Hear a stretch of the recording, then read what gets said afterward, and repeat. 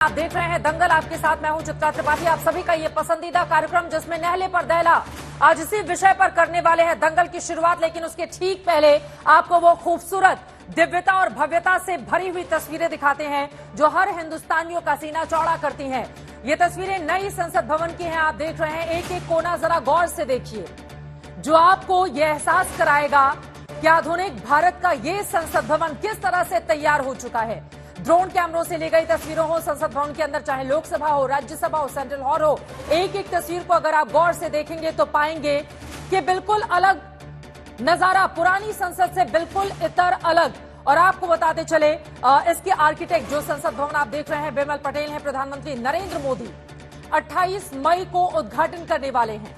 सुबह 7:30 बजे से वहां पर हवन पूजन का कार्यक्रम शुरू हो जाएगा और दिन में इसका उद्घाटन प्रधानमंत्री की ओर से किया जाएगा और इसी संसद भवन में उनके संबोधन का कार्यक्रम भी रखा गया है।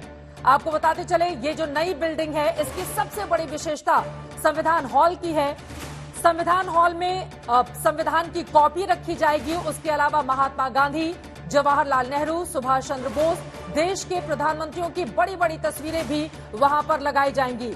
नए संसद भवन में भारत की प्राचीन सांस्कृतिक विरासत से प्रेरित वास्तुशिल्प एलिमेंट भी लगाए गए हैं, जिसकी एक एक तस्वीर हम आपको टीवी स्क्रीन पर दिखा रहे हैं। अलग से मीटिंग्स के लिए हॉल बनाए गए हैं, हाईटेक ऑफिस वहां पर बनाए गए हैं। जिस संसद भवन की ये भव्य तस्वीरें इस वक्त टीवी स्क्रीन पर आप देख रहे हैं, आपको बताते चले तिकोने आकार के इस संसद भवन का निर्माण 15 जनवरी 2021 को शुरू हुआ था और इस बिल्डिंग को पिछले साल नवंबर में ही पूरा हो जाना था। लेकिन आपको बताते चले कि आधारशिला इसकी 10 दिसंबर 2020 को रखी गई थी प्रधानमंत्री नरेंद्र मोदी की ओर से।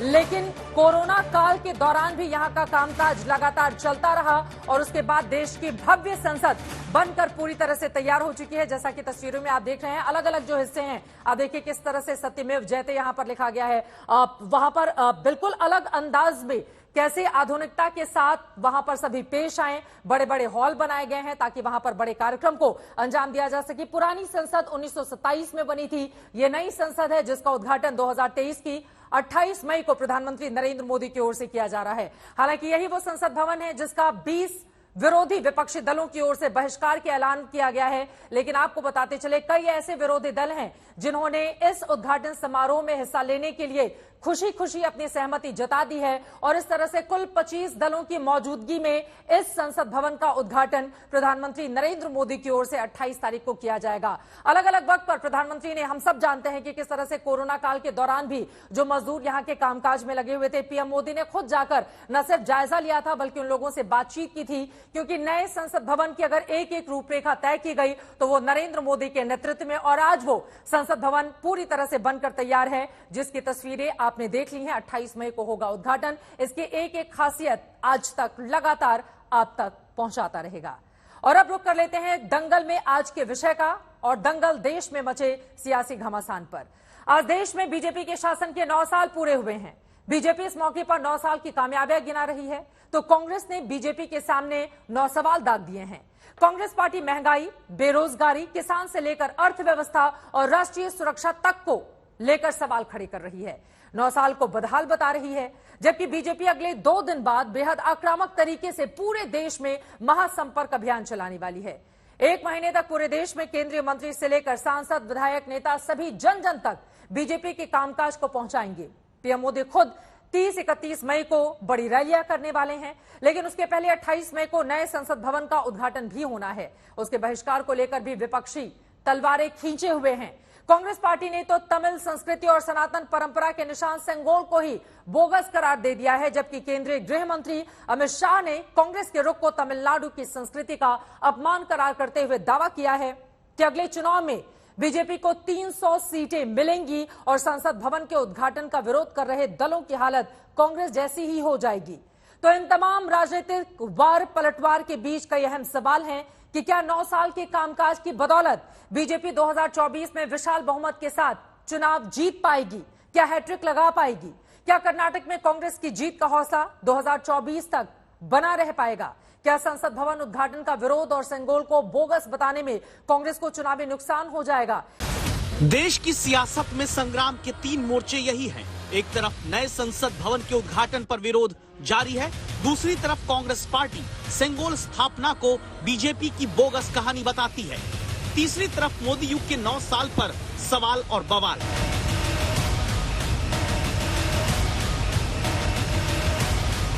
भारत माता की। देश की सत्ता में नरेंद्र मोदी राज के 9 साल पूरे होने पर बीजेपी और कांग्रेस के बीच दावों और सवालों का संग्राम छिड़ा।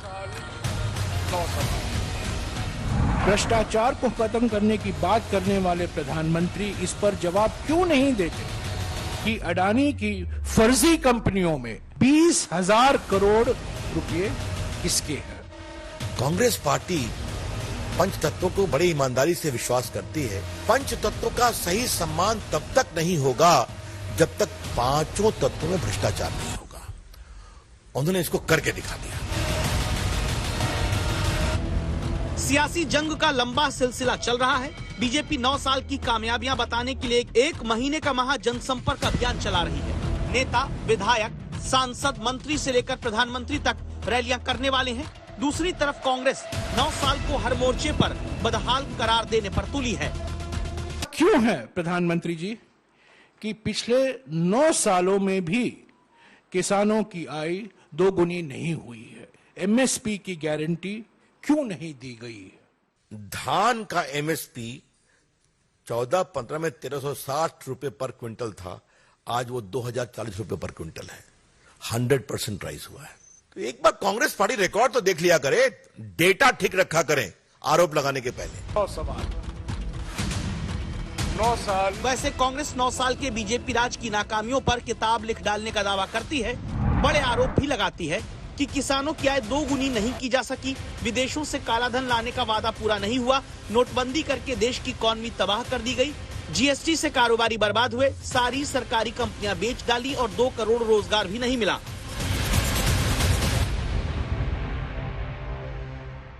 ऐसा क्यों है प्रधानमंत्री जी कि देश में महंगाई और बेरोजगारी आसमान छू रही है? क्या सड़क, क्या बिजली, क्या मेट्रो, क्या इलेक्ट्रिफिकेशन, क्या मैन्युफैक्चरिंग, आज भारत की टॉय इंडस्ट्री में कितने लोगों को काम मिल रहा है? तो ये सब कांग्रेस पार्टी नहीं देखे तो हम क्या कर सकते हैं? वैसे बीजेपी 9 साल की कामयाबियों को आजादी के बाद के 70 साल के मुकाबले भारी बताती है और आंकड़े कुछ यूं कि 2014 में किसानों की औसत आय 6,426 रुपए प्रति महीना थी, जो 2019 में 10,218 रुपए प्रति माह हो चुकी है। 2014 में अर्थव्यवस्था का आकार 16,65,297 करोड़ था, जो 2023 में 45,03,097 करोड़ हो चुकी थी। 2014 में राजस्व कलेक्शन 8.84 लाख करोड़ था, जो 2023 में 18.10 लाख करोड़ पहुंच चुका था। हालांकि रोजगार के मोर्चे पर मोदी सरकार ये दलील देती है कि विकास योजनाओं में लाखों लोगों को रोजगार मिला।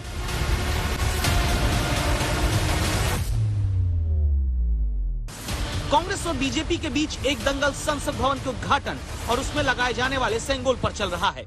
अब तक सेंगोल को नेहरू की सुनहरी वॉकिंग स्टिक बना देने के मुद्दे पर कंफ्यूज दिख रही कांग्रेस ने अब सेंगोल के इतिहास, संस्कृति और घटना तीनों को खारिज करना शुरू कर दिया। कांग्रेस नेता जयराम रमेश ने ट्वीट करके लिखा कि सेंगोल से सत्ता हस्तांतरण की नेहरू, राजाजी और माउंटबेटन वाली कहानी बोगस है और वो जो सेंगोल है वो नेहरू जी को तोहफे में ही दिया गया था। यहाँ तक कि कांग्रेस ने 1947 में रिपोर्ट की गई नेशनल, इंटरनेशनल मैगजीन्स और न्यूज़पेपर्स की रिपोर्ट को भी बोगस करार दे दिया है। और इसका मतलब ये कि संसद भवन उद्घाटन के बहिष्कार से कांग्रेस ना तो तमिल संस्कृति का अपमान कर रही, न सेंगोल का कोई संवैधानिक महत्व है। 300 से ज्यादा सीटों के साथ देश के प्रधानमंत्री बनकर तीसरी बार, और जो सर कांग्रेस के साथ जुड़ गए, मैं उनको भी कहना चाहता हूं कि कांग्रेस वालों के रास्ते पर चलोगे तो कांग्रेस जैसी ही स्थिति होगी। फिलहाल संसद भवन के उद्घाटन के फैसले के खिलाफ सुप्रीम कोर्ट में जो अर्जी डाली गई वो खारिज कर दी गई। कांग्रेस अड़ी हुई है। 20 सहयोगी दल भी संसद भवन के उद्घाटन के बहिष्कार का ऐलान पहले ही कर चुके हैं। आज तक ब्यूरो। क्या भारतीय जनता पार्टी जीत की हैट्रिक 2024 में लगा पाएगी? क्या भारतीय जनता पार्टी जो दावा कर रही है कि कांग्रेस पार्टी के 70 साल बनाम 9 साल की उपलब्धियों को अगर देखा जाए तो 9 साल की उपलब्धियां उस पर भारी पड़ जाती हैं, या फिर कांग्रेस जो आरोप लगा रही है उसके 9 सवालों में दम दिखता है? कई ऐसे मुद्दे हैं जिसको लेकर आज बड़ी चर्चा करेंगे, क्योंकि मोदी सरकार के आज 9 साल पूरे हो रहे हैं। इसी पर चर्चा करने के लिए खास मेहमान जुड़ चुके हैं, उनका परिचय आपसे करवा देती हूं। सैयद जफर इस्लाम साहब, राष्ट्रीय प्रवक्ता भारतीय जनता पार्टी के हमारे साथ मौजूद हैं। अलका लांबा जी, स्पोक्स पर्सन कांग्रेस पार्टी के हमारे साथ जुड़ चुके हैं। वारिस पठान साहब स्पोक्स पर्सन है AIMIM के हमारे साथ जुड़े हुए हैं। अनुराग भदौरिया जी, प्रवक्ता समाजवादी पार्टी के हमारे साथ मौजूद हैं, और साथ ही धीरेन्द्र कुमार जी, प्रवक्ता LJP के हमारे साथ जुड़े हुए हैं। सैयद जफर इस्लाम साहब, आज आपका दिन है, 9 साल पूरे हो गए हैं। 9 लाइनों में सरकार की उपलब्धियां अगर आपको बतानी हो तो क्या गिनाएंगे? देखिए, सबसे इंपॉर्टेंट बात है कि गरीब जो हमारी जनता थी उसका स्तर बहुत ऊपर हमने किया है। हमने करोड़ों लोगों को छत दिया है, जिनके पास छत नहीं थी छत दिया है, जिनके पास गैस कनेक्शन नहीं था उनको गैस दिया है। आंखों से आंसू निकलता था, आज खुशी की लहर निकलती है, खुशियों के आंसू निकलते हैं, इसलिए कि गैस स्टोव है। आप अगर जरा देखिए, क्या सड़कें जो है चमचमाती सड़कें बनाई हमने, उनके 70 सालों में जो 70,000 किलोमीटर चले थे, हमने 58,000 किलोमीटर जो है हमने 9 सालों में बना दिए। आप देखिए, जो एयरपोर्ट उन्होंने 70 साल में 74 एयरपोर्ट बनाए, हमने 74 एयरपोर्ट सिर्फ 9 साल में बनाए, और आगे भी बड़ी तेजी से एयरपोर्ट बना रहे हैं। आप देखिए, अगर इलेक्ट्रॉनिक पे देखिए तो आप देखिए, मैन्युफैक्चरिंग जो होता है, मोबाइल फोन हम इस्तेमाल करते हैं, वो जो है 78% बाहर के हम इस्तेमाल करते थे, आज 99% घर के ही इस्तेमाल किया, made in India. 78% made in XYZ other country, but आज 99% देश की जनता यहाँ मैन्युफैक्चरिंग की हुई चीजें मोबाइल फोन इस्तेमाल कर रहा है। आप देखिए, किसी क्षेत्र में देखिए, ट्रेन देखिए, वंदे भारत 20 ट्रेन अब तक खुल चुकी है। आप देखिए ट्रैक कितना लंबा ट्रैक हमने बिछा दिया है। उस बुकलेट की सारी उपलब्धियां आपने गिना दी हैं, लेकिन कांग्रेस पार्टी के 9 सवाल यहाँ पर है। मैं आऊंगी, आपकी 9 लाइनें हो गई हैं। जब आप एक एक टिप्पणी लेकर उसके बाद में आती हूँ जफर इस्लाम साहब, क्योंकि 9 सवाल हैं और उन 9 सवालों का जवाब आपको विस्तार में देना है, लेकिन जल्दी शुरुआती एक टिप्पणी ले लेती हूं। अलका लांबा जी, ये 9 उपलब्धियां जो बड़ी ही बेबाकी से बहुत कम समय में जफर इस्लाम साहब की ओर से गिना दी गई, क्या वो कांग्रेस पार्टी को नजर नहीं आती है? सीधा सा सवाल। चित्रा जी, आपने नो गारंटी नो जो काम गिनवाए उसमें बेरोजगारी रोजगार शब्द मुझे नहीं सुनाई दिया। आप दोबारा कोशिश करिएगा कहीं सुनाई दे जाए। और 9 सवाल खड़े हैं, क्योंकि नो प्रेस कॉन्फ्रेंस, प्रधानमंत्री जी ने 9 सालों में एक भी प्रेस वार्ता करके देश के सवालों के जवाब नहीं दिए। सच्चाई ये है, ये गरीबी की बात कर रहे हैं। आज 80 करोड़ लोग आज भी आपके सरकारी जो हमारी मुफ्त राशन पर निर्भर है, जिसे आज आपने रेवड़ी कहना शुरू कर दिया है, लेकिन आज भी वो सरकारी मुफ्त राशन पर निर्भर है, क्योंकि उनके पास रोजगार नहीं है, वो गरीब है, वो महंगाई की मार झेल रहा है। महंगाई पे बात नहीं की आपने, बात की छत दी, छत के बाद सीधा कितनी छतें मिली, किसको मिली? गैस पर आ गए। गैस की सच्चाई ये है कि आज गैस का चूल्हा जो कांग्रेस के समय 400 रुपए में था, आज 1200 के करीब मिल रहा है, और सब्सिडियां नहीं मिल रही हैं। उज्ज्वला गैस का जो है वो इनकी योजना ठंडे बस्ते में फिर पूरा लिया है। नितिन गडकरी जी का मंत्र जो है, सड़क लाए, रेल लाए, यातायात लाए, हवाई जहाज की बात कर रहे हैं, एयरपोर्ट, हवाई चप्पल पहनने वाला प्रधानमंत्री जी ने कहा था हवाई यात्रा करेगा, हवाई जहाज बेच डाले आपने, हवाई चप्पल पहनने वाले का निवाला तक छीन लिया आपने। और ये सच्चाई है जिस पर भव्य पार्लियामेंट का जिक्र चित्रा जी आपने भी 2 बार किया कि बीच कोरोना महामारी में भी काम चलता रहा और प्रधानमंत्री जी वहां पर जाते हैं और काम को देखते हैं। बीच कोरोना महामारी में लोगों को क्या जरूरत थी? ऑक्सीजन की जरूरत थी, बिस्तर की जरूरत थी, वेंटिलेटर्स की जरूरत थी, लेकिन उसे देखने के वाला कोई नहीं था। तो 9 सवाल खड़े हैं 35 शहरों में। कल और परसों, मैं खुद परसों 28 तारीख को जोधपुर में रहूंगी। हमारे 35 बड़े नेता पूरे देश भर में 35 प्रेस कॉन्फ्रेंस करके 9 सालों में प्रधानमंत्री जी से एक तरफ बीजेपी रैलियां करेगी और दूसरी तरफ आपके 35 जो नेता होंगे वो बीजेपी की ओर से जो दावे किए जाएंगे, आप ये कह रही हैं कि उसकी पोल खोलते हुए नजर आएंगे। आपकी बात समझ में आ गई। तो 70 सालों में चित्रा जी अटल बिहारी वाजपेयी जी के 5 साल भी गिन लिए। यानी कि ये अटल बिहारी वाजपेयी जी को भी कांग्रेस का मानते हैं। 70 साल बना, मोदी जी के 9 साल। अरे अटल जी को भूल जाएंगे? हमें गर्व है, हम स्वीकार करते हैं अटल जी के समय की अगर कोई विफलताएं हैं हम स्वीकार करेंगे, लेकिन आपने कैसे पल्ला झाड़ा ये देश देख रहा है। ठीक है, बाकी के 3 मेहमानों की बात उसके पहले जफर इस्लाम साहब, कांग्रेस के जो 9 सवाल हैं, जल्दी एक टिप्पणी उस पर। कांग्रेस का पहला सवाल है, देश में महंगाई बेरोजगारी आसमान क्यों छू रही है?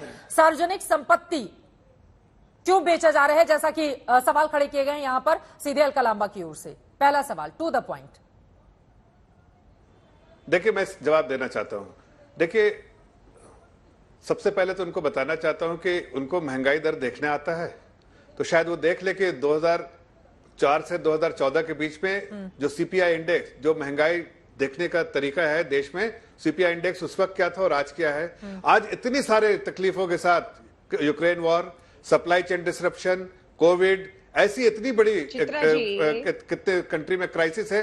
बाकी जगह इन्फ्लेशन देखिए, एक मिनट बीच में नहीं बोला था। इन्फ्लेशन देखिए दूसरे कंट्री के, यूएस का, यूके का, जिसको जो इनके लिए मापदंड होते थे वो सारे दुनिया के किसी को दूसरे के दुनिया के किसी भी देश से उठा के देखिए, सबसे कम 4.74% यहाँ है। उनके यहाँ तो डबल डिजिट रहता था। आज एवरेज निकालिए पूरे साल का और देखिए फॉरवर्ड इंडिकेटर जो क्या दिखा रहा है कि इन्फ्लेशन और जो है नीचे आएगा, महंगाई कम है। दूसरी बात, आपके लिए महंगाई कम हुई है। कांग्रेस का दूसरा सवाल है कि करके ये दूसरे सवाल का आंसर कर दीजिए, फिर मैं आ रही हूँ। वो पूछ रहे हैं किसानों क्या है दोगुनी क्यों नहीं हुई, किसानों के लिए एमएसपी कानून क्यों नहीं बना, इस पर जल्दी से जफर इस्लाम साहब। देखिए, किसानों के एमएसपी बनाने के लिए कमेटी बनी हुई है, लेकिन आप जरा, मैं पूछता हूं आपसे कि ये जो एमएसपी जो है कॉटन के लिए अगर हमने दिया 3750 था उनके समय में, अभी 6050 रुपया है, तो क्या ये बढ़ा नहीं, 6080 रुपया बढ़ा नहीं, ये डबल नहीं हुआ? या अगर आप पैडी का एमएसपी था 1360, आज आप 2041 रुपया है, 40 रुपया, ये बढ़ा नहीं, डबल नहीं हुआ? और उसके अलावा हमने जितनी सुविधाएं दी है किसानों को, हर उनके किसान भाई बहनों के अकाउंट में पैसा जाता है, 11 करोड़ किसान भाई बहनों के। कभी आपने चिंता की?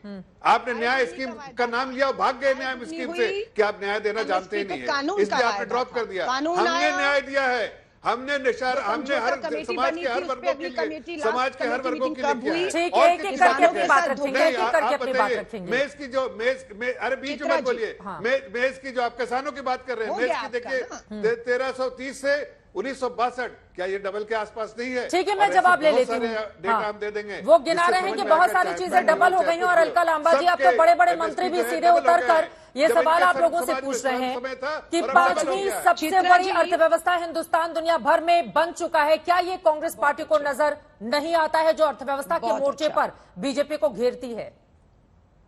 चित्रा जी, आपकी डिबेट, आपका चैनल लाखों नहीं करोड़ों लोग देखते हैं, मैं उन्हीं पर छोड़ रही हूँ। भाजपा के प्रवक्ता का कहना है मैं 80 करोड़ नहीं 140 करोड़ के लोगों को कहती। सुनिए, भाजपा ये कह रही है महंगाई नहीं है।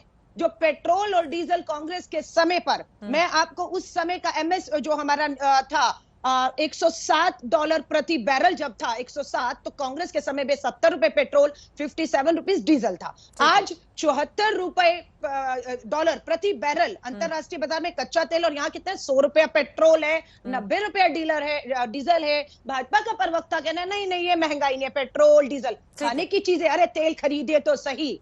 तेल खरीद, लोगों के पसीने निकल गए हैं। और आप किसानों की बात करते, देखिए एमएसपी पे कानून आया कि नहीं आया, आपने इस पे धोखा किया है। किसानों की आय दुगनी हुई या नहीं, सवाल इस पे खड़ा हुआ है। आपने 700 किसानों की कृषि आंदोलन में आंकड़े भी हमने बनाए हैं, वो आंकड़े भी दिखाते रहेंगे दर्शकों को। मैं आ रही हूँ जफर साहब, बाकी लोगों के पास जल्दी एक टिप्पणी ले लो। 10 सेकंड चाहिए मुझे। बोलिए 10 सेकंड। मजाक उड़ा रहे हैं देश के गरीब, बोलिए 10 सेकंड लीजिए, बोलिए सब बोलिए। देखिए, बीच में मैं नहीं बोलता, 10 सेकंड मुझे समय दिया, उस पर बोल देता हूँ। एक ही चीज इनके लिए, इनको एक ही बात कहने के बाद इनकी सारी बोलती बंद हो जाएगी। पूरी दुनिया ने माना था दो चीज 2014 में, मैं कुछ नहीं कह रहा हूं, आपको ही पता है, पूरी दुनिया को पता है। दो चीज, एक मिनट बीच में मत बोलिए। अरे दुनिया, आप अपने एक मिनट, अलका जी सुन लीजिए, बीच में मत बोलिए। तू मैं नहीं कर रहा हूँ, आपके सवालों का जवाब दे रहा हूँ, सवालों का जवाब दे रहा हूँ। अरे बीच में मत बोलिए, सवालों का जवाब लीजिए। दो चीजें जो बहुत ज्यादा बोली जाती थी कि 5 फ्रेजाइल इकोनॉमी, पॉलिसी पैरालिसिस और सरकार फ्रॉड एंड फ्रॉडस्टर्स की सरकार। आज दुनिया में एक ही बात बोली जाती है, 5 टॉप की इकोनॉमी में हिंदुस्तान का नाम है, 5 फ्रेजाइल से 5 टॉप। इतना लंबा सफर किया हमने, तू मैं मत कीजिए ना, कोई सुनेगा नहीं, आपको सोचेगा आपने इस तरह से बेवकूफी की बात करी। 5 फ्रेजाइल से टॉप 5 इकोनॉमी, 5 फ्रेजाइल से टॉप 5 इकोनॉमी, सरकार government of corrupt and corrupt आज फ्रॉड एंड फ्रॉड दोनों से साथ में आज बोलेंगे, क्लीन समझ में नहीं आएगा। ठीक है, आज बाकी लोगों देखिए को भी पॉलिसी शामिल कराती हूं मैं चर्चा में। अनुराग भदौरिया जी, ठीक है, जफर साहब, ठीक है, अलका जी प्लीज, ठीक है, अनुराग भदौरिया जी। और इस वक्त एक बड़ी खबर आ रही है, उसके बाद अनुराग जी मैं फौरन आपके पास आऊंगी।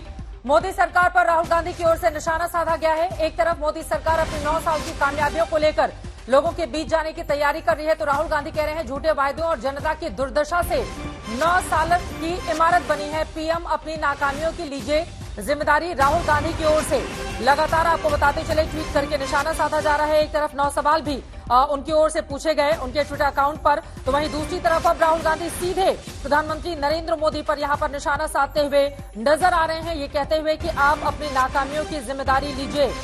झूठे वादों और जनता की दुर्दशा पर भाजपा ने खड़ी की है 9 साल की इमारत।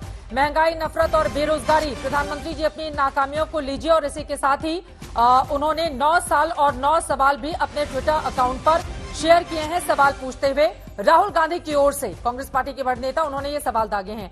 लेकिन यहां पर सीधे अनुराग भदौरिया जी आपके पास आते हुए बीजेपी की ओर से भी तो अपनी उपलब्धियां गिनाई जा रही है ना। देखिए, आज ही बताया गया भारत की 5वीं दुनिया की सबसे बड़ी अर्थव्यवस्था बन चुका है हिंदुस्तान। 16,000 करोड़ का डिफेंस एक्सपोर्ट हुआ है। मोबाइल मैन्युफैक्चरिंग में दुनिया का दूसरा मैन्युफैक्चरर, जैसा कि जफर इस्लाम साहब गिना रहे थे।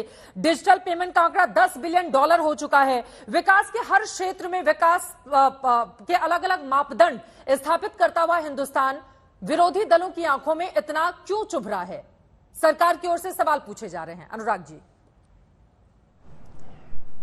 देखिए चित्रा जी, जब देश में महंगाई ज्यादा हो तो आप उस पर अगर ये कहने लग जाओ कि हमारी इकोनॉमी मजबूत हो रही है, तो मैं पूछना चाहता हूं, ये गरीब आदमी जब घर से बाहर निकलता है, मार्केट के अंदर में जाता है, तो उस देखता है उसका तेल, आटा, चावल, गेहूं, जो उसकी जरूरत का सामान है, उसके दाम दोगुने तिगुने हो चुके हैं। तनख्वाह उसकी बढ़ी नहीं है, नौकरी उसकी है नहीं, जो रोजगार था वो भी इन्होंने छीन लिया है। जो रोजगार देने की तो बात छोड़िए, रोजगार जिनका था वो भी बेरोजगार हो गए। ये इनकी उपलब्धि, इसमें कोई दो राय नहीं है।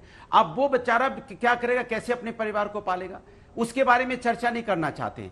किसान के बारे में तो इन्होंने हालत ये कर दी थी, कपड़ा देख के बताने लगे थे, खालिस्तानी पाकिस्तानी तक उनको बता दिया गया था। वो अपना अधिकार मांग रहे थे, 1 साल तक उनको धरने में बैठना पड़ा। यही देश का किसान, ये देश का किसान जो देश के इस मिट्टी से पूरे देश के लिए अन्न उगाता है, पूरे देश का पेट भरता है, अन्नदाता हम कहते हैं। वो अन्नदाता यहाँ पे धूप में, बारिश में, ठंड में बैठा रहा। साल भर बाद वो इन्होंने किसान बिल वापस लिया। कितने हमारे किसानों की मौतें हो गई, इसका जिम्मेदार कौन होगा, इसके बारे में चर्चा नहीं करेंगे। पहले कहते थे कि रुपया हमारा पतला होता जा रहा है, आज रुपया कितना पतला हो गया है, उसके बारे में आप चर्चा करते नहीं करते। आपने मेडिकल में क्या किया, हेल्थ व्यवस्था में आपने क्या किया, देश को बताइए ना। आज भी बैलगाड़ी से लोग अपने पेशेंट को लेके जाते हैं, उनको एम्बुलेंस तक नसीब नहीं होता है, तो कहीं कोई साइकिल पे लाद के ले जा रहा है, कोई कैसे कैसे लाद के ले जा रहा है। आपने देखे होंगे वीडियोस, तो उसके बारे में आपने क्या किया बताइए। आप उसके बारे में आप चर्चा नहीं करना चाहते। आप चर्चा नहीं करना चाहते कि आपने एजुकेशन सिस्टम में क्या किया, कितनी आपने नई यूनिवर्सिटीज बना दी,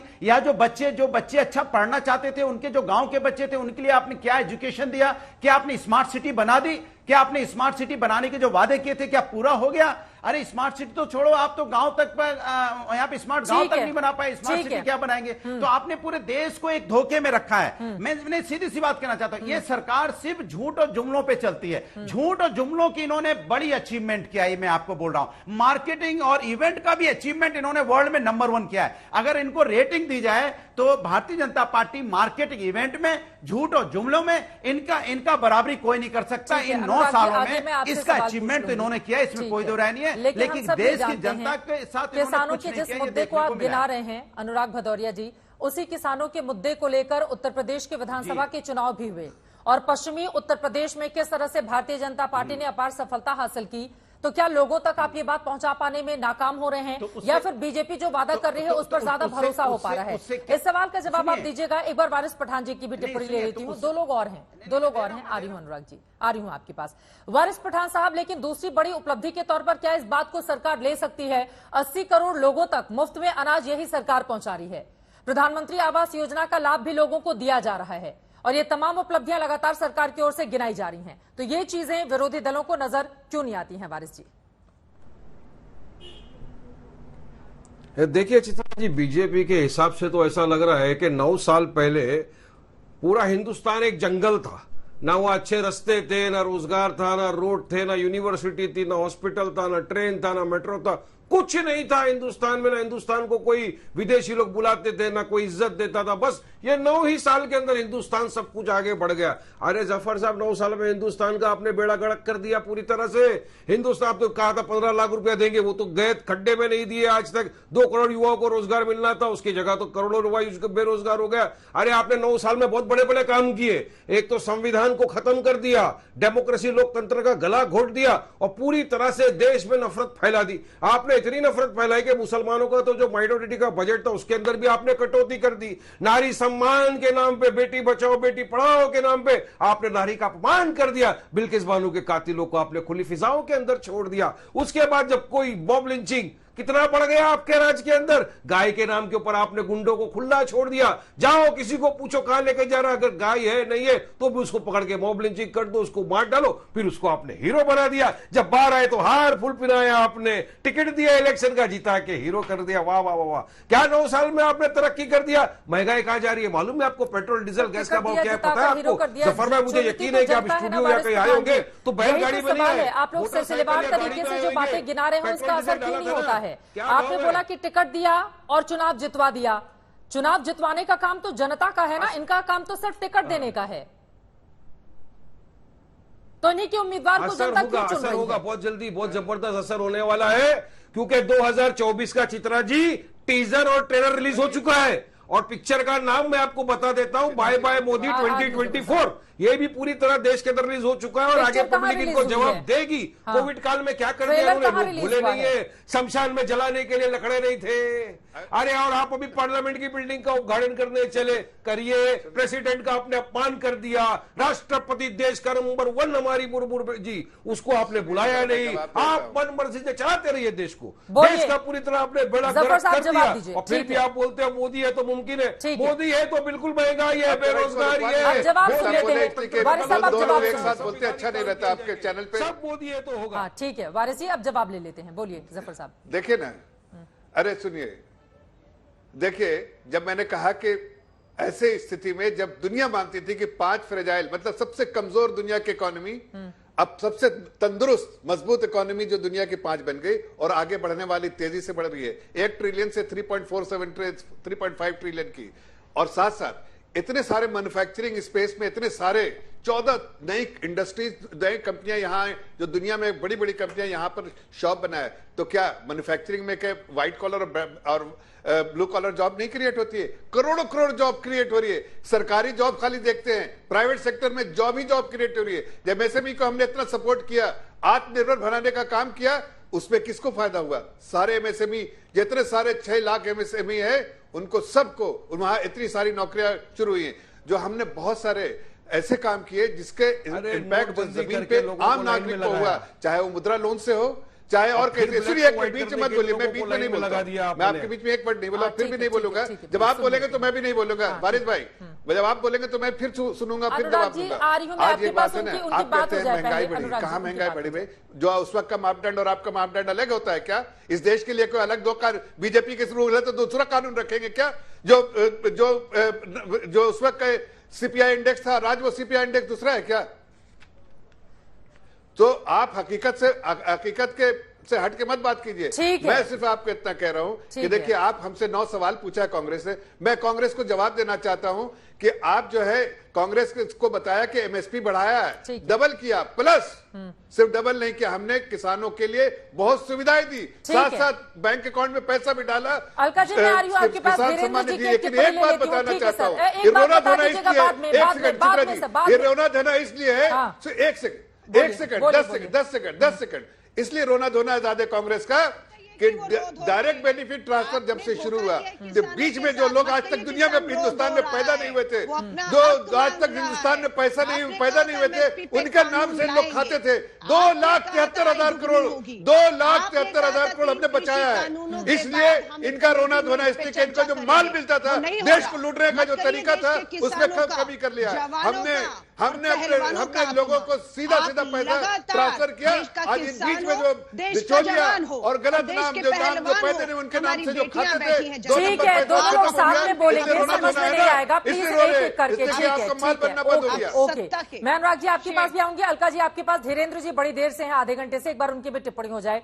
धीरेन्द्र जी, लेकिन विरोधी दलों का यही कहना है कि मौजूदा जो सरकार है वो मार्केटिंग और ब्रांडिंग का ज्यादा बोलबाला इस सरकार में रहता है, बाकी जो दावे किए गए हैं उन दावों में दम नहीं है। क्या है इस पर टिप्पणियां? मार्केटिंग ज्यादा है, बढ़ा चढ़ाकर बताना। चित्रा जी, हर एक पार्टी मार्केटिंग करती है, प्रचार करती है, इसमें बुराई क्या है? सबसे पहले तो 9 साल पूरे हुए हैं, तो मैं प्रधानमंत्री जी को बधाई देता हूं, भारतीय जनता पार्टी को बधाई देता हूं और देश की जनता को भी बधाई देता हूं कि सफलतापूर्वक 9 काम आप पूछ रहे हैं ना, ये 9 रत्न है। और ये विपक्ष में 9 ऐसी पार्टियां हैं जो नवग्रह, इनको हर एक चीज में बुराई नजर आती है। तो 9 रत्नों को नवग्रह ये जो है ना, ये परेशान करती है, लेकिन ये क्षणिक परेशानी है, इसका भी कोई ना कोई उपाय कहीं ना कहीं लोग निकाल ही देंगे जनता। ये लोग को याद नहीं होगा विपक्षी लोगों को कि जब डिजिटल इंडिया की शुरुआत हो रही थी तभी विपक्ष ने बड़ा विरोध किया था और लोग कहते थे कि क्या ठेले वाले के पास, रेडी वाले के पास क्या QR कोड लगा होगा? आज आप देख रहे हैं कि एक सब्जी बेचने वाले के पास भी QR कोड है। आज अंतरराष्ट्रीय स्तर पर अपने डिजिटल पेमेंट का कहीं ना कहीं साख जमा है और लोग भारत की तरफ निगाह लगा के देख रहे हैं। डिजिटल पेमेंट हो जाना तो अच्छी बात है, लेकिन ये बताइए पैसे बच रहे हैं लोगों की जेब में, नहीं बच रहे हैं? इस सवाल का जवाब क्या है? बिल्कुल बच रहे हैं और निश्चित तौर पर भारत आज आर्थिक रूप से सबल है और कहीं ना कहीं हमारी अर्थव्यवस्था मजबूती की ओर बढ़ रही है। अब विपक्ष के लोगों का क्या कहना है? इनको तो हर एक चीज में बुराई नजर आती है। अपने प्रधानमंत्री का जब इन्होंने नहीं सम्मान किया, चित्रा जी आपको तो याद होगा, वरिष्ठ पत्रकार है, राहुल गांधी जी ने मनमोहन सिंह के सामने बिल पढ़ा था, जो आदमी अपने प्रधानमंत्री का सम्मान नहीं कर सकता हो वो किसी और प्रधानमंत्री, कोई और प्रधानमंत्री का क्या सम्मान करेंगे? संसद भवन का विरोध करना, हर एक चीज में इन लोगों को विरोध नजर आती है। विरोध करिए, आज तो आपकी उपलब्धियां बताने का दिन है ना। ठीक है धीरेन्द्र जी, आज तो अपनी उपलब्धियां गिना दीजिए। 9 साल पूरे हुए हैं सरकार के। अलका लांबा जी आपके पास आते हुए, अनुराग जी फौरन उसके बाद में आपके पास आऊंगी। अलका लांबा जी, लेकिन बीजेपी की ओर से बार बार यही कहा जा रहा है कि जो सवाल पूछे जा रहे हैं कांग्रेस पार्टी की ओर से वो सिर्फ झूठ का पुलिंदा है। रविशंकर प्रसाद पूर्व केंद्रीय मंत्री सामने आए, उन्होंने कहा कि चाइना ने अगर कोई जमीन ली है भारत से तो वो कांग्रेस शासन के कार्यकाल में ही ली है और 300 ऐसे चाइनीज ऐप रहे जिसको बंद करने का काम इसी भारत की सरकार ने किया है। तो आप लोग चाइना या इस तरह के दूसरे मुद्दों पर सरकार पर सवाल नहीं उठाएं, अपने अंदर झांके। धन्यवाद चित्रा जी, मैं वही सोच रही थी, हमारे 9 सवाल में चीन का भी सवाल है कि 19 जून 2020 में प्रधानमंत्री जी ने, जब हमारे गलवान वैली में जवान शहीद हुए लड़ते हुए अपनी जमीन को बचाते हुए, प्रधानमंत्री जी ने यह कहा न कोई घुसा था न कोई घुसा हुआ है, चीन को क्लीन चिट दे दी। और ये कह रहे हैं टिकटॉक किसने लिया? 100 करोड़ रुपया टिकटॉक में प्रधानमंत्री मोदी जी ने लिया। किसके लिए लिया? पीएम केयर फंड में लिया। और उस पीएम केयर फंड का खुलासा होता है उसका सरकार से कोई लेन देन नहीं है, वो किन खातों में गया, कहां इस्तेमाल किया गया, आज देश सवाल पूछ रहा है। आपने धोखा किया देश के, आपने जवानों की, देश के लोगों की पीठ में छुरा घोंपने की प्रयास किया है। आज सरहद पे चुनौतियां हैं, मणिपुर जल रहा है, मणिपुर, हमारी सरहदें सुरक्षित नहीं, हमारे देश के अंदर मैं आ रही हूँ, एक बार अलका जी की बात पूरी हो जाए। मैं आ रही हूँ आपके पास, दोनों लोग बोलेंगे तो समझ में नहीं आएगा कि कौन क्या बोल रहा है। जफर साहब उनकी बात हो जाए फिर आप बोलिएगा, आप जवाब दीजिएगा, एक बार उनकी बात हो जाए। जफर साहब सोच रहे हैं कि मेरी सच की आवाज को दबा देंगे, तो जब ये बोलेंगे ना तो हम भी 3 यहाँ पर विपक्षी बैठे हुए हैं, हम भी इनकी आवाज को दबाना जानते हैं, पर हम इनकी आवाज को सुनना चाहते हैं। 9 साल से एक प्रेस कॉन्फ्रेंस करके देश के जवाब नहीं दिए। मैं बोल रही हूँ, आप सोचते मेरी आवाज को दबा देंगे? 19 जून 2020 देश के प्रधानमंत्री ने सरहद पे खड़े जवानों के शहादत के साथ धोखा क्यों किया? रिपीट नहीं करेंगे सवाल को, बात पूरी हो जाए फिर आप ही जवाब दीजिएगा, आप ही से जवाब जवाब देना है पीएम केयर प्लीज फंड में सर। लिया। दोनों लोग साथ में बोलेंगे, समझ में नहीं आएगा। एक सवाल खड़े रहेंगे, आप मेरी समय में बोल रहे हैं, मैं आपको नहीं बोलने दूंगी। फिर आपकी ट्रोल आर्मी कहती है भाजपा की ट्रोल अलका जी की बात खत्म हो जाए उसके बाद आप बोलिएगा, आप ही के पास में को आऊंगी। बोलने अलका जी नहीं जल्दी से देते। अपनी बात रिपीट मत कीजिए, अपने सवाल पूछिए। धन्यवाद, मैं तो पूछ रहा हूं, धन्यवाद। देश की जनता चित्रा जी अपने कुछ आप नहीं ही रिपीट पे नहीं करती है। करूंगी, लेकिन मुझे है चिंता कि आपके दर्शकों तक मेरी आवाज पहुंच पाई होगी या नहीं पहुंच पाई होगी, इसलिए मुझे रिपीट करना पड़ेगा। जफर साहब आप अपनी बारी में बोलिएगा प्लीज, इस तरह से डिबेट कैसे आगे बढ़ पाएगा। जफर साहब प्रधानमंत्री जी ने प्लीज ये तरीका क्यों तो दी ठीक नहीं चीन है। को, प्रधानमंत्री जी ने टिकटॉक पे बैन किया, लेकिन 100 करोड़ रुपया पीएम केयर फंड में लिया, वो 100 करोड़ रुपया कहाँ खर्च हुआ। आज क्या मान लें कि सरहदों पर अतिक्रमण करके चीन अरुणाचल में लद्दाख में घुस के अपना इंफ्रास्ट्रक्चर नहीं बना लिया है। प्रधानमंत्री जी किसी बात का जवाब नहीं चीन का दे रहे मुद्दा हैं। बार-बार सवाल उठा रही हैं, उस पर जवाब ले लेते हैं। जफर साहब 2 लाइन में जल्दी से, लगातार आप बोल रहे थे उनके साथ जी। चीन के मुद्दे पर क्या है सरकार की नीति? देखिए, ये तो वो पार्टी है जो यहाँ उसी में बोल रहा हूं चीन पे, ये तो वो पार्टी है जिन्होंने जमीन को अपने देश की सरजमीन को खोया है चीनों के हाथों में, और उसके बारे में ढकारने भी नहीं लेते। लेकिन हमारे जवानों के शहादत को कहीं ना कहीं अपमान करते हैं, उनके परिवारों को अपमानित करते हैं। जिन जवानों ने अपनी शहादत देकर 50 पीएलए के आर्मी के जवान को गिराया वहां पर, और आज आप जिस तरह की बातें कर रहे हैं उससे कहीं ना कहीं आप अपमानित कर रही हैं। देश अपने गर्व करता है अपने जवानों पर, लेकिन आप कांग्रेस पार्टी नहीं करती है, इसलिए कि आपको कहीं ना कहीं इस बात का शौक है कि अपने जवानों को कटघरे में खड़े उनका मनोबल गिराए। इसलिए ठीक है, अब जरा बाकी लोगों के पास जाते हुए, ठीक है सर, कार्यक्रम के आखिरी 5 मिनट के हिस्से में हम पहुंच चुके हैं। ठीक है, अब ये तू मैं नहीं करेंगे, एक एक करके अपनी बारी में अपना जवाब देंगे प्लीज। ठीक है, अनुराग भदौरिया जी आपके पास आते हुए, गृहमंत्री अमित शाह की ओर से कहा जा रहा है कि हैट्रिक लगाएगी सरकार और अब की बार भी 300 पार, बिल्कुल वैसे ही जैसे कि 2019 में बीजेपी की ओर से किया गया था। नरेंद्र मोदी का करिश्मा और बीते 9 साल के कामकाज, जिसके आधार पर जनता फिर से भरोसा जताएगी। और यूपी में तो पूरी की पूरी 80 सीट जीतने का प्लान तैयार किया है इन लोगों ने। ये भी एक भारतीय जनता पार्टी का अचीवमेंट ही होगा कि जो संसद का उद्घाटन कर रहे हैं, जिस भवन का, संसद भवन का, उसमें राष्ट्रपति जी को नहीं बुला रहे हैं, ये भी उनके अचीवमेंट में शामिल करा दीजिए। दूसरी बात, ये सेंगोल की बात करते हैं, अच्छी बात है, लेकिन उसका मतलब नहीं समझ पा रहे हैं। सच्चाई, निष्ठा और उसमें धर्म की बात होती है, लेकिन आपके पास तो है ही नहीं, ट्रांसपेरेंसी है ही नहीं आपके पास, तो कम से कम उसको तो सीख लीजिए।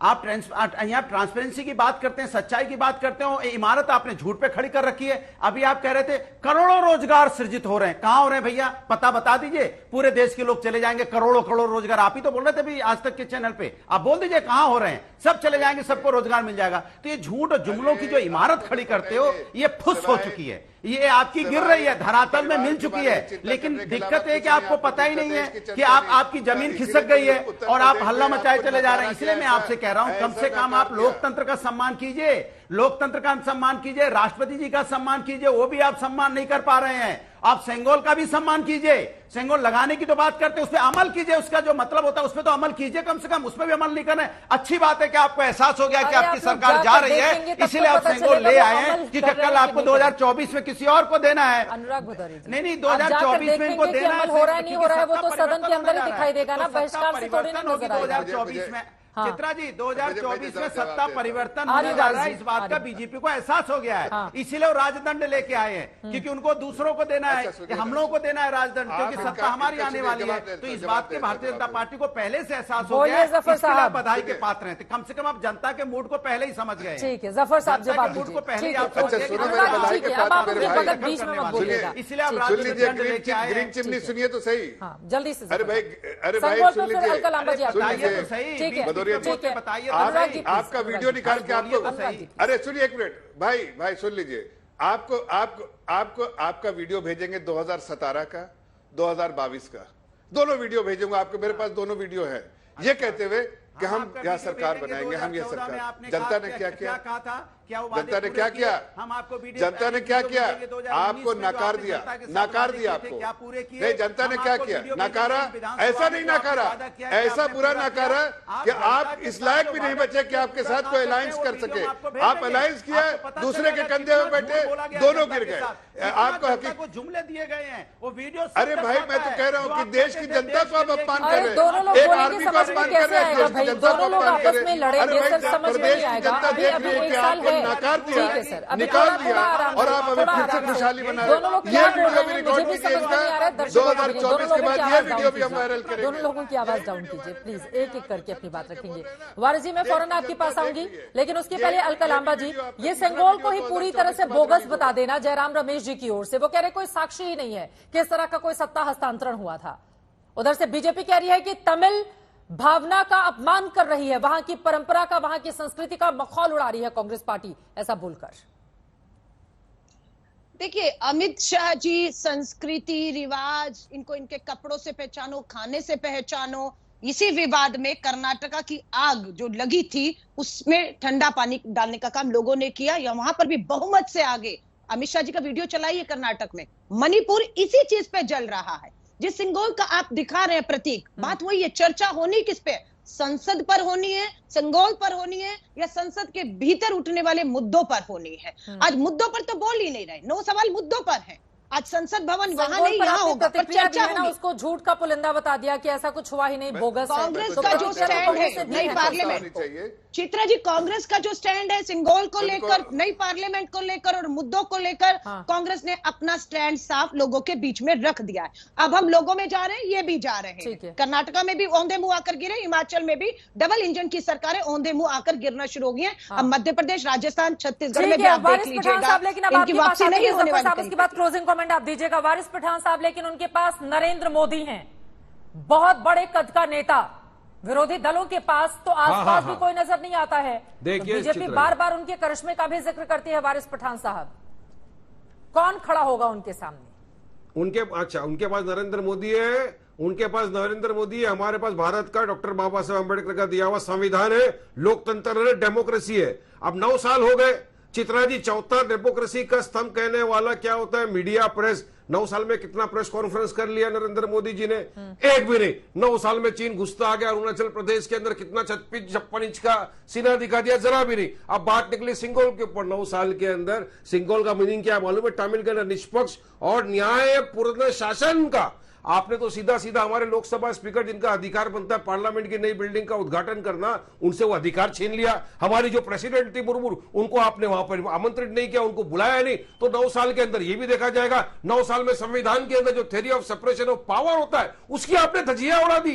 अरे सेपरेशन ऑफ पावर का मतलब क्या होता है पता है ना? Legislature, judiciary, executive. लेजिस्लेचर का हेड कौन होता है? लोकसभा का स्पीकर। एग्जीक्यूटिव का हेड कौन होता है? प्रधानमंत्री। जुडिशरी का हेड कौन होता है? Chief justice of India. विरोधी दल ये जो सवाल खड़े कर रहे हैं वो गलत है। अगर नरेंद्र मोदी उद्घाटन कर रहे हैं तो कोई बुरी बात नहीं है, और उनकी पार्टी से भी लोग जा रहे हैं, कई ऐसे दल। आखिरी क्लोजिंग कमेंट जफर इस्लाम साहब, सबके सवालों पर जल्दी से सर, समय कम है। देखिए, पहले तो मैं अलका लांबा जी को कहूंगा कि जो आपके अलायंस पार्टनर है डीएमके, उनके इतिहास को पढ़ लीजिए, आपको सिंगोल का हर डिटेल्स पता चल जाएगा। शायद आप अपमानित उनको भी कर रहे हैं, और संस्कृति भी जो तमिल की, उसको भी अपमान करने की कोशिश कर रही है। आपको मैं कह रहा हूं कि उनसे पूछ लीजिए, सारे डिटेल्स मिल जाएगा। चोला डायनेस्टी से लेके अभी तक की, चोला डायनेस्टी से लेके अभी तक के बारे में पूरी जानकारी मिल जाएगी। अभी बीच में मत बोलिए, बीच में आपको सुनने में आप सवाल। दूसरी बात पे आपको बता रहा हूं कि अभी जिनके कंधे पे आप बैठ रही थी, ये दो जो बोल रहे थे विरोधी पार्टी के लोग हैं, उनके कंधे बैठी थे, जरा पूछिए, क्या आप वारिस पठान कहेंगे कि मुर्मू जी को? वक्त हमें इतने की इजाजत देता है। आप तमाम मेहमानों का बहुत शुक्रिया हमारे साथ इस चर्चा में शामिल होने के लिए। अगले साल आज के दिन तक नई सरकार बन जाएगी। क्या मोदी सरकार फिर से रिपीट होगी, जीत की हैट्रिक लगाएगी, या फिर विपक्षी दल जो दावा कर रहे हैं वो बाजी मार ले जाएंगे? ये सवाल बना हुआ है। लेकिन नई संसद के भीतर की ये खूबसूरत तस्वीरें जो इस वक्त आज तक आप तक पहुंचा रहा है, 28 मई को प्रधानमंत्री करने वाले हैं उद्घाटन। और इस वक्त की बड़ी खबर आपको देते हैं, प्रधानमंत्री नरेंद्र मोदी 28 तारीख को नई पार्लियामेंट का उद्घाटन करेंगे। लेकिन उसके ठीक पहले उनकी ओर से पार्लियामेंट का वीडियो ट्वीट किया गया है, और भारतवासियों के लिए खास मैसेज भी है। नई संसद पर प्रधानमंत्री नरेंद्र मोदी का पहला ट्वीट सामने आया है। प्रधानमंत्री अपने ट्वीट में लिखते हैं, नया संसद भवन हर भारतीय को गौरवान्वित करेगा। ये वीडियो इस प्रतिष्ठित इमारत की झलक पेश करता है। मेरा एक विशेष अनुरोध है, इस वीडियो को आप अपने स्वयं के वॉइस ओवर के साथ साझा करें जो आपके विचारों को व्यक्त करता है। मैं उनमें से कुछ को रीट्वीट करूंगा। #MyParliament MyPride का इस्तेमाल करना नहीं भूलें। प्रधानमंत्री नरेंद्र मोदी की ओर से कुछ देर पहले वीडियो के साथ ये खास मैसेज हर भारतवासी के लिए ट्वीट किया गया है। वो रिक्वेस्ट कर रहे हैं, I have a special request, share this video with your own voiceover which convey your thoughts. I will retweet some of them. Don't forget to use #MyParliament MyPride. Narendra Modi की ओर से ये ट्वीट किया गया है और बाकायदा नई जो संसद भवन है उसका वीडियो ट्वीट करके प्रधानमंत्री नरेंद्र मोदी ने, जैसा कि हम आपको टीवी स्क्रीन पर दिखा रहे हैं, ये खास संदेश भी लिखा है। नया संसद भवन हर भारतीय को गौरवान्वित करेगा। यह वीडियो इस प्रतिष्ठित इमारत की झलक पेश करता है। मेरा विशेष अनुरोध है, इस वीडियो को अपने स्वयं के वॉइस ओवर के साथ, यानी कि अपनी आवाज के साथ उसको आप साझा करें कि आपके भीतर क्या चल रहा है इस इमारत को देखने के साथ। और उनका ये कहना है, प्रधानमंत्री कह रहे हैं कि इस वीडियो को अपने स्वयं के वॉइस ओवर के साथ आप साझा करें जो आपके विचारों को व्यक्त करता हो। मैं उनमें से कुछ को रीट्वीट करूंगा। #MyParliament MyPride के साथ आप इसको जरूर ट्वीट करें अपने खुद की आवाज के साथ। ये प्रधानमंत्री नरेंद्र मोदी का ट्वीट है। फिलहाल नई पार्लियामेंट बनकर पूरी तरह से तैयार है। 28 मई को होगा उद्घाटन। इसकी हर एक जानकारी, हर एक खबर सबसे पहले आज तक आप तक पहुंचाता रहेगा।